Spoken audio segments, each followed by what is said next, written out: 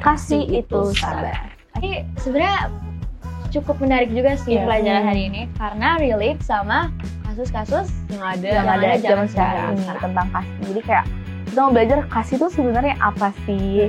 Apakah kasih itu sesuai dengan pikiran anak zaman sekarang? Benar-benar. Kalau kamu sayang aku harus ini, kalau kamu sayang aku gitu kan. Nah, kita mau lihat pandangan Alkitab mengenai kasih itu, sayang itu apa sih? Pelajaran kita lebih menekankan kepada bahwa kasih itu bukanlah berarti untuk segala-galanya lakukan dengan bebas, yang penting saya sayang dan lain sebagainya. Tidak. Kasih itu juga menghargai orang lain.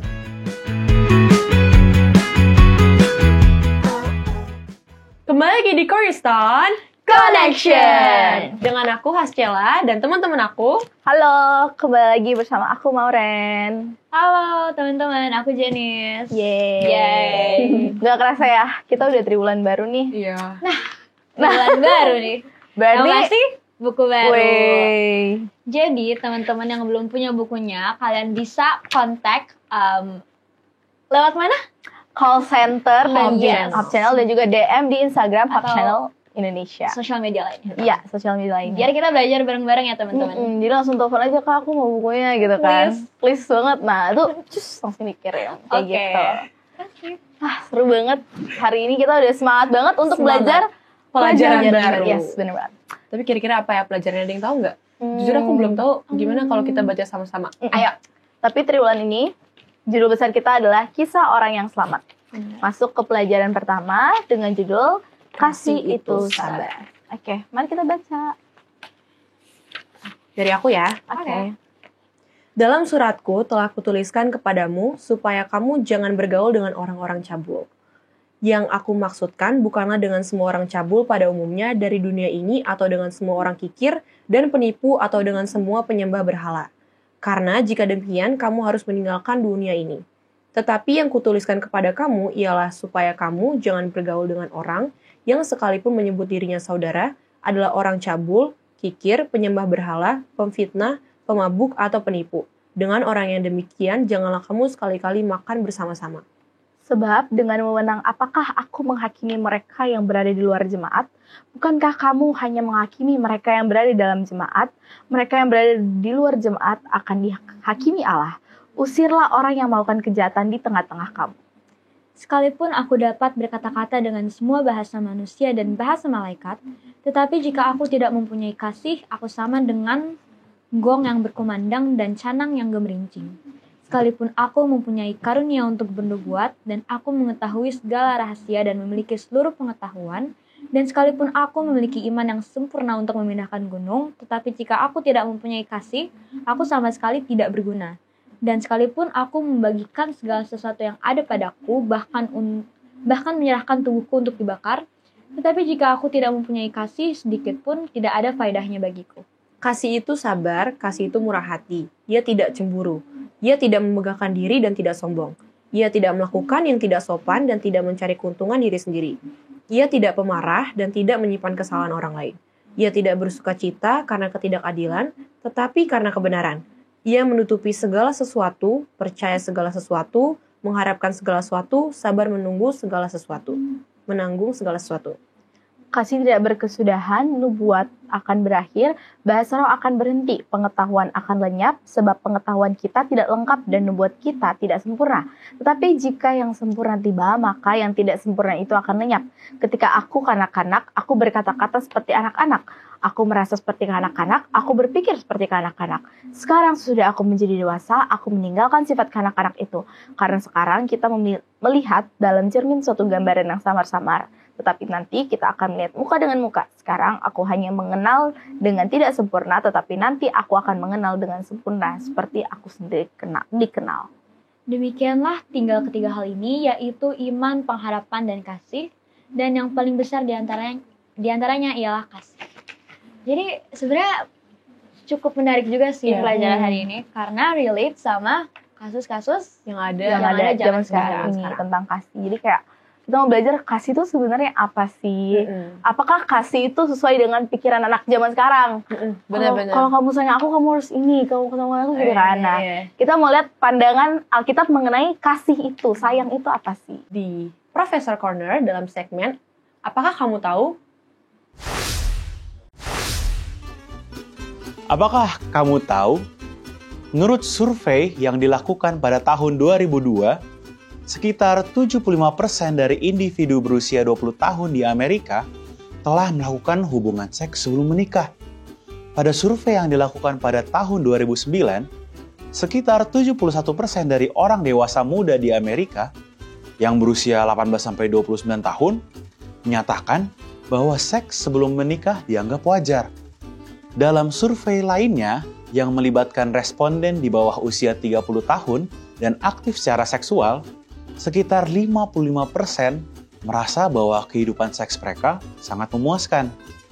Pada populasi yang sudah menikah atau berkomitmen di bawah usia 30 tahun, sekitar 77% responden merasa bahwa kehidupan seks mereka sangat memuaskan. Berbagai survei menunjukkan bahwa seks setelah menikah seringkali dianggap lebih baik dan lebih memuaskan. Profesor mau ingatkan ke kalian ya, jangan pernah untuk melakukan seks sebelum menikah.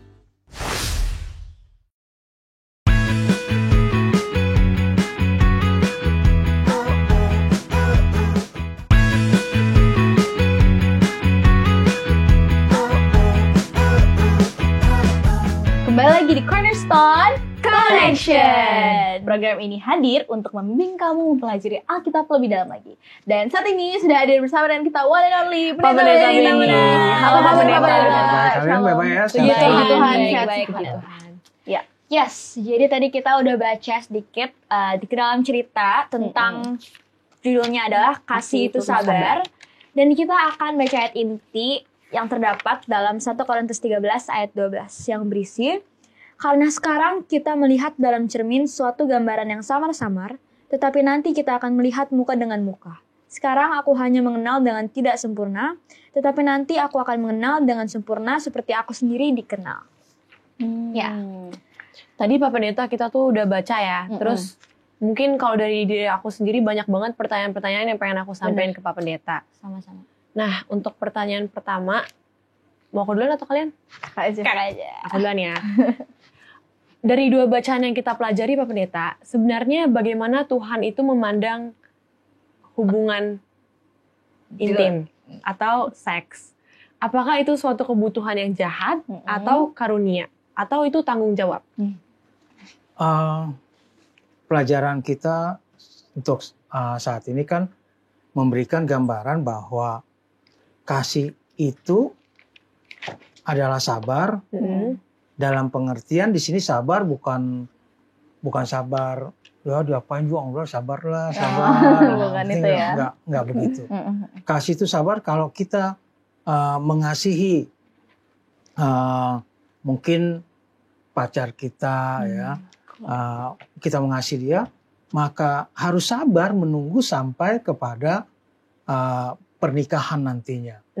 Jadi jangan juga belum sampai pernikahan ya sudah melakukan hubungan seks terlebih dahulu. Jadi pelajaran kita lebih penting bahwa kalau memang kamu mengasihi pasanganmu, ya kamu harus jaga gitu loh. Jaga. Tapi kita juga ya atau pasangan kita juga harus juga menjaga gitu. Jadi nggak bisa hanya satu jaga, satu tidak menjaga, sama aja bohong ya. Benar-benar. Jadi harus sama-sama menjaga. Jadi Allah membuat pasangan pertama Adam dan Hawa Taman Eden, kemudian mereka diminta untuk beranak cucu. Itu kan sudah resmi. Ya, kan ada dua lembaga kita tahu, Sabat dengan keluarga atau rumah tangga. Jadi dalam hal ini Allah menciptakan atau membuat manusia itu, kemudian manusia itu mempunyai hubungan yang erat, kasih di antara mereka, dan kasih di antara mereka itu juga tentunya ada hubungan intim atau hubungan seks di antara mereka, tapi dalam bentuk kasih yang memang resmi dilakukan karena mereka sudah dalam satu bahtera rumah tangga. Nah, kalau kasih pelajaran kita ini juga mengingatkan kalau sampai ke rumah tangga kan nggak salah sebenarnya ya. Ya. Jadi kenapa harus buru-buru dan lain sebagainya? Jadi harus dijaga masing-masing untuk menjaga dirinya, jangan sampai kelewatan dalam dalam pertemanan, dalam pergaulan kita. Berarti kalau kebutuhan yang jahat itu kalau dilakukan sebelum pernikahan ya Pak? Iya. Itu sebuah kebutuhan yang jahat.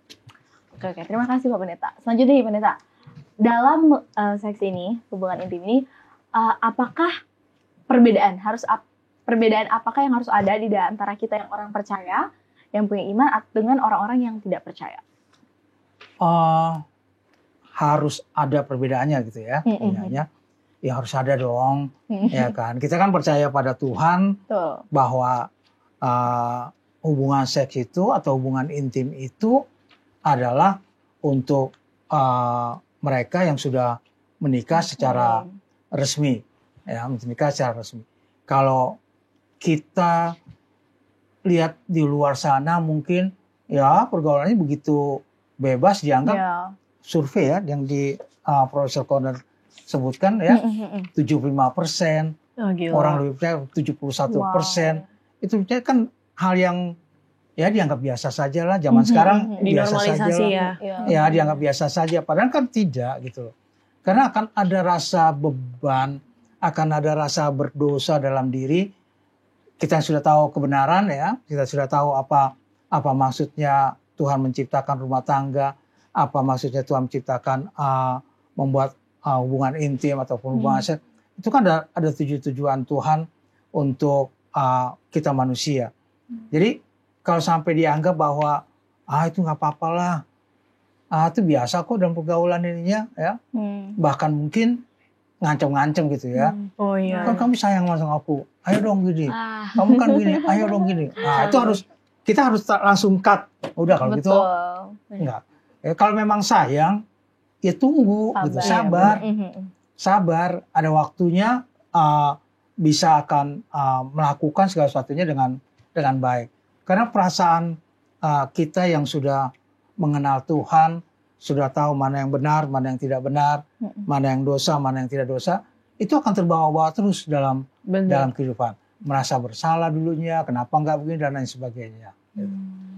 Terima kasih Pak Pendeta. Jadi buat pasangan-pasangan di luar sana, anak-anak remaja khususnya ya, jangan dinormalisasikan ya. Betul. Apalagi sekarang udah tuh dipaksa, media sosial kan banyak banget contoh di media sosial. Dia juga kayak gitu kan. Pengaruh globalisasi, benar. Aku mau nanya lagi Janin. Terakhir deh Pendeta. Aku mau nanya lagi. Kalau di ayat inti ini kan di 1 Korintus 13 ayat 12 dibilang tentang hubungan seksual sebelum pernikahan. Jadi kalau gitu apa pandangan Alkitab tentang hubungan intim lah sebelum pernikahan ini? Iya, sama seperti awal tadi saya katakan bahwa Alkitab membuat tuh sah kalau memang itu sudah suami istri, ya sudah suami istri. Tapi kan kalau itu belum, maka Alkitab katakan, jangan. Alkitab katakan ada ayat katakan jauhilah mereka. Pada waktu kalian baca ke dalam cerita itu, ya dalam cerita kan ada sana katakan, ya. Adalah orang cabul, ya kemudian orang kikir, penyembah berhala dan sebagainya, ya. Jadi kalau memang ada seperti itu jauhi gitu. Jadi jangan justru nggak apa-apa lah, ya nggak apa-apa lah gitu. Karena seringkali kita rasa bahwa itu juga dia cinta sama saya juga cinta sama dia, ya nggak apa-apa kok, ya nggak apa-apa. Jangan lupa biasanya yang lebih banyak korban ini kalian yang wanita. Lebih banyak korban kalian wanita. Kalau wanita itu menganggap bahwa kalau sudah wanita kan kalau sudah mencintai memang ini laki-laki juga begitu. Hanya bedanya kalau laki-laki sudah mencintai kemudian sudah dapat, ya udah lu kan udah milik gue gitu kan. Ya udah, sementara perempuan maunya ya terus menerus. Ya deket dong kita nikahnya, maunya mesti itu. Jadi perbedaan itu harus kita lihat juga. Jadi jangan juga langsung menyerahkan segala sesuatu. Pokoknya udahlah, kami udah ini, besok-besok baru teriak-teriak, besok-besok baru nangis, besok-besok baru menyesal, dan lain sebagainya. Jadi apa yang Tuhan katakan jangan, jangan. Dan jangan coba-coba, jangan dekat-dekat. Ya. Kalau misalnya kalian pacaran dan lain sebagainya, jangan juga nyerempet-nyerempet sampai malam. Udah apa? Nggak ada orang tuanya, ayo ke rumah. Waduh, mulai nyerempet apa semuanya. Iya tuh, itu godaannya kan begitu, nggak ada tiba-tiba, ayo lakukan ini yuk. Nggak ada, semuanya kan pelan-pelan. Ya, dari segala sesuatunya pelan dan lain sebagainya, apa semuanya. Dan akhirnya melakukan hubungan seks. Jadi jauh-jauh sudah batasi diri, punya prinsip dalam kehidupan kalian bahwa saya mau hubungan itu nanti pada waktu setelah sah. Supaya tidak ada beban dosa saya, tidak ada beban rasa bersalah saya, dan lain sebagainya. Gitu. Terima kasih. Oke, Pak Fen. Jadi banyak kalian pelajarannya banyak sih yang aku dapetin. Dan kayak semoga bisa kita aplikasikan karena pasti sih. Apalagi harus pasti dong. Harus pasti. Jangan bisa. Harus. Jangan semoga ya. Oke. Karena ya zaman sekarang kan kayak aku sering lihat di media sosial orang tuh kayak sekarang bahkan banyak selebgram yang udah hamil luar nikah tuh yang kayak orang malah justru support kayak ya udah mereka kan akhirnya nikah juga kan itu kayak padahal itu salah ya Pak Pen tadi dibilang. Iya, tetap itu hubungan di luar, nggak usah sampai pada hamil sekalipun gitu kan. Jadi hubungan saja kan, ya. Hubungan seks saja sudah tidak ini lagi kan. Tidak Alkitab katakan atau Tuhan katakan udah nggak boleh gitu dilakukan. Jadi jangan juga merasa bahwa ya nggak apa-apa lah, yang penting sekarang nggak hamil nggak ini. Ya, tapi semua kan korbannya kalian wanita gitu loh. Kalau yang pria kan nggak kelihatan secara. Namanya juga cowok gitu ya. Tetapi pria juga perasaan berdosa itu tetap ada. Tetap ada ya. Perasaan berdosa itu tetap ada. Sampai kapanpun itu tetap ada. Jadi jangan merasa bahwa sudahlah nikahnya, tidak demikian. Jadi batasi nikahnya, kalaupun sampai sayang, bolehlah sayang. Tapi jangan berlebih. Ya 100% sekali sampai menyerahkan semuanya jangan. Tapi Pak Pendeta aku penasaran. Gimana, ini agak di luar konsep sih. Gimana kalau misalkan hamil di luar nikah berhubungan karena dia korban, jadi dilecehin atau dia di apa istilahnya ya? Diperkosa gitu ya? Terus itu gimana Pendeta? Jujur kalau aku di posisi itu aku akan ngerasa bersalah. Kenapa aku nggak ngelawan? Kenapa aku nggak kecewa? Iya, aku kecewa sama diri sendiri, nggak ngejaga. Kita juga harus. Ini kan ini pelajaran kita kan, kalau tuh korban lainnya banyak korban lainnya. Tapi secara prinsipnya bahwa kita jangan suatu yang ya aku dikorban sih, padahal dia sih yang ngajak-ngajak secara sadar gitu. Jangan juga seperti itu. Yang penting batasi diri. Ini saya tidak akan lakukan, kasih tahu juga kepada pasangan kita kalau nanti kalian pacaran atau sekarang pacaran gitu ya. Kasih tahu, aku nggak mau gini ya. Kalau sampai kita resmi menikah, jadi sabar-sabarlah pelajaran kita. Terima kasih banyak Pak Pendeta. Wow, sangat menarik ya teman-teman pertanyaan-pertanyaan yang sudah kita tanyakan tadi. Nah, saat ini kita mau nanya-nanya ke teman-teman kita dalam segmen Apakah Pendapatmu?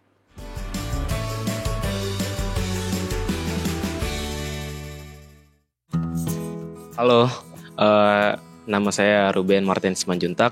Kelas saya kelas 3 SMA dan asal sekolah saya dari Sekolah Advent 1 Jakarta, PAJ. Nama saya Diamond Ezra Hamunangan Simatupang. Saya berada di kelas 3 SMA. Sekolah saya di SMA Advent Perguruan 1 Jakarta. Nama saya Yosefin dari Felianti Simbolon. Saya kelas 12 IPS 2 dari Perguruan Advent 1 Jakarta. Perkenalkan, nama saya Justin Christian Adam, saya kelas 12 dan saya berasal dari SMA Advent 1 Jakarta. Perkenalkan, nama saya Emily Anindita Putri Manulang dan saya dari Perguruan Advent 1 Jakarta.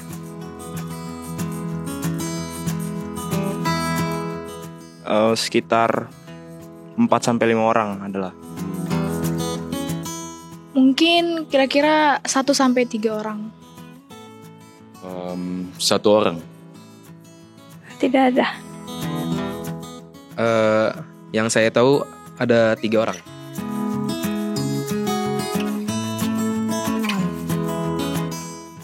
Saya pribadi tidak setuju ya Kak. Karena di Alkitab sudah tercatat di Galatia 5 ayat 19-21 itu adalah perbuatan daging yang tidak disukai oleh Tuhan. Tidak setuju. Alasannya karena seks itu adalah kegiatan yang sakral dan kegiatan itu seharusnya dilakukan setelah menikah, setelah bersatu dengan pasangan atau istrinya. Saya nggak setuju. Karena dalam Alkitab dikatakan bahwa seks di luar nikah itu adalah kekejian atau perbuatan dosa. Tidak setuju. Karena gini ya, setelah seks kan pasti ada resikonya masing-masing ya. Dan belum tentu mereka setuju sama resikonya tersebut kan. Jadi ya pemikirannya pendek kalau mereka sepakat. Menurut saya tidak setuju. Karena itu masalah yang besar menurut saya, karena ketika seorang udah melakukan hal tersebut, dia harus bertanggung jawab dan yang pastinya resikonya sangat besar. Apalagi ketika masih di bawah umur.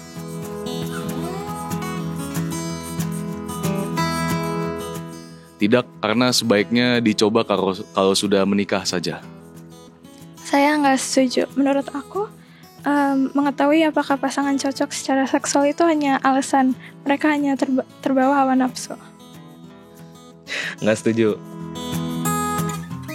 Karena ini tuh cuma alibi mereka sih. Mereka tuh penuh nafsu, terus dengan alasan mereka mau nge-seks, tapi dengan alasan tuh cocok apa enggaknya. Kayak gitu aja. Menurut saya sangat-sangat tidak setuju ya. Karena ketika kita ingin mengenal satu sama lain, pasangan kita tidak harus dengan cara itu. Bisa saja dengan cara kita mengobrol atau seperti biasa bermain, tapi tidak perlu sampai harus melakukan hal tersebut untuk mengenal pasangan kita. Tidak setuju, karena pengenalan itu bukan dari situ doang, bisa mengenali pribadinya, karakternya gimana sih, kelakuannya gimana gitu kan.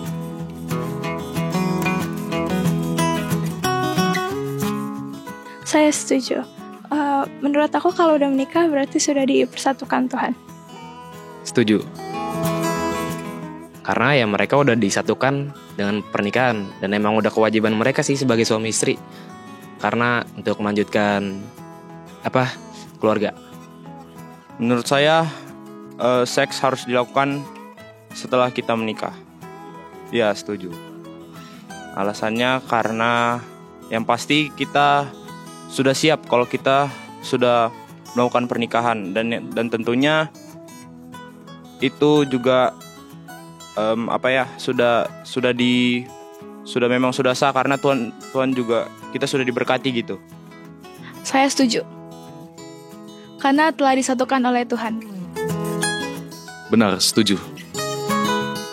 Alasannya seperti yang sudah saya bilang di awal, seks itu sebaiknya dilakukan kalau sudah menikah saja karena seks itu sebuah kegiatan yang sakral dan harus ada perjanjian suci ataupun kayak sudah menyatu sama pasangan lah.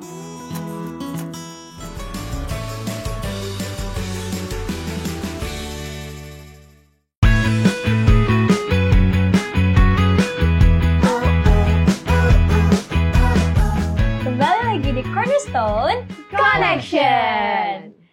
Jadi tadi kita udah dengar pendapat teman-teman semua, bagus-bagus sih. Aku setuju sih. Pendapatnya menurut aku. Kalau menurut teman-teman gimana? Kalau aku memilih untuk tunggu setelah menikah. Benar. Seperti yang udah kita pelajarin tadi. Iya, saat benar. pendeta ini. Yang paling benar tuh Sabar, kasih itu sabar. Benar, kasih itu sabar. Untung tadi nggak ada yang jawab, dicoba dulu ya. Kan nggak mungkin dong ya teman-teman. No, gitu. Ya. Oke. Nggak kerasa sih. Kita udah selesai. Seru ujung. banget ya pembahasan hari ini. Kita belajar ilmu yang mungkin kayak di masa depan akan kita pelajari lagi, tapi kita udah belajar dari remaja. ini lebih kayak ke edukasi nggak sih? Benar. Take care supaya kita jaga diri. Ya. Nah, oleh sebab itu, Pak Pendeta kita minta untuk memberikan kesimpulan kepada teman-teman di rumah dan juga kita yang di studio. Ya, dari pelajaran kita Triwulan yang baru, kisah orang yang selamat, dan mengambil pelajaran pertama ini adalah kasih itu sabar. Pelajaran kita lebih menekankan kepada bahwa kasih itu bukanlah berarti untuk segala-galanya lakukan dengan bebas, yang penting saya sayang dan lain sebagainya. Tidak. Kasih itu juga menghargai orang lain. Menghargai orang lain. Kalau kalian mulai punya pacar atau istilah sekarangnya dan dekatnya, ingat bahwa harus sama-sama menunggu sampai pada saatnya untuk melakukan hubungan seks ataupun hubungan intim. Itu bukanlah ranah daripada orang yang belum menikah. Ya, jadi harus sabar, harus bisa menahan diri, dan minta juga pasangan kita juga untuk menahan diri agar pada saatnya nanti, maka itu adalah satu kebahagiaan, satu sukacita bagi kalian. Jadi tidak juga menggambarkan kepada sudahlah saya sayang, dia juga sayang, atau juga kami pasti akan berumah tangga nanti, ya sekarang aja lakukan. Tidak seperti itu. Firman Tuhan katakan bahwa kita harus sabar menunggu sampai pada waktunya, di mana Tuhan boleh mengizinkan segala satunya, dan tentunya kalau itu tiba pada waktunya akan menjadi hal yang menyenangkan, hal yang indah bagi kalian semua. Jadi sabar menunggunya, kuatkan, banyak-banyak berdoa pada waktu bersama-sama dengan pasangan kalian. Amin. Terima kasih Pak Pendeta sudah memberikan kesimpulan. Nah, untuk itu, karena Pak Pendeta kasih kesimpulan, kasih penjelasan juga, kita mau minta doa tutup untuk kita semua. Berdoa. Bapa di surga, kami bersyukur karena Tuhan telah menuntun kami untuk pelajaran kami pada saat ini. Kami bersyukur Tuhan mengingatkan kami untuk kami boleh mengasihi sesama kami. Kami juga mengasihi akan diri kami untuk kami jaga dengan baik. Dan biarlah kami pun boleh dengan sabar menunggu apabila saatnya nanti Tuhan boleh mengizinkan pada waktu masing-masing telah berumah tangga. Kami menyerahkan kepada orang-orang muda dimanapun mereka berada. Tuhan tuntun, Tuhan bersama-sama dengan mereka. Tuhanlah menjagai dan membentengi selalu dalam pergaulan, juga dalam mengejar cita-cita mereka. Ampuni segala dosa dan kesalahan kami. Kami berdoa dalam nama Anak Yesus Kristus Tuhan dan Juru Selamat kami. Amin. Amin. Gak kerasa ya teman-teman, kita udah selesai. Terima kasih Pak Pendeta sudah memberikan kita banyak pelajaran hari ini. Ya. Sampai ketemu teman-teman semua yang selalu setia mencari dan belajar firman Tuhan melalui Cornerstone Connection.